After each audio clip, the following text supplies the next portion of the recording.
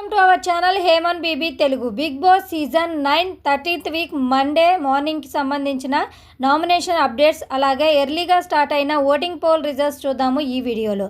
అంతకంటే ముందుగా వీడియోని ఫస్ట్ టైం చూస్తున్న వారు లైక్ చేయండి, అలాగే సబ్స్క్రైబ్ చేసుకోండి. మీ ఫేవరెట్ కంటెస్టెంట్ ఎవరు, ఈ వీక్ మీరు ఎవరికి ఓట్ చేయబోతున్నారు అనేది కామెంట్ సెక్షన్లో కామెంట్ చేయండి. ఈసారి బిగ్ బాస్ నామినేషన్స్ వచ్చేసి షుగర్ కెన్ బాటిల్స్ని తలపైన కొట్టి నామినేట్ చేయాల్సి ఉంటుందని అయితే చెప్తారు. ఇందులో భాగంగా ఇమానీలు వచ్చేసి రీతు పవన్ని నామినేట్ చేస్తారు.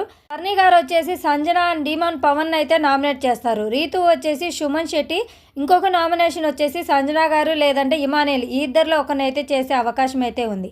కెప్టెన్ అయిన కళ్యాణ్కి వచ్చేసి డైరెక్ట్గా ఒకరిని నామినేట్ చేయమని చెప్తే బర్నీ గారిని అయితే నామినేట్ చేస్తారు. దీంతో ఈ వీక్ 6 మెంబర్స్ అయితే నామినేషన్స్లోకి వచ్చారు.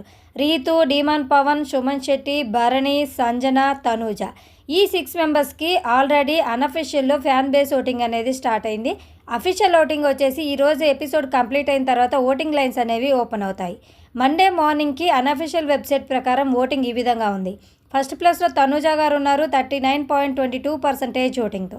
సెకండ్ ప్లేస్లో సంజన గారు ఉన్నారు 22.54% ఓటింగ్. ఈ వీక్ ఇమానీలు అయితే నామినేషన్స్లోకి రాలేదు కాబట్టి ఇమానీల్ ఓటింగ్ కూడా సంజన గారికి యాడ్ అయ్యే అవకాశం అయితే ఉంది. ఇక థర్డ్ ప్లేస్లో బర్నీ గారు ఉన్నారు 12.45% ఓటింగ్. ఫోర్త్ ప్లేస్లో సుమన్ శెట్టి ఉన్నారు 9.5% ఓటింగ్. ఫిఫ్త్ ప్లేస్లో డీమాన్ పవన్ ఉన్నాడు 8.49% ఓటింగ్.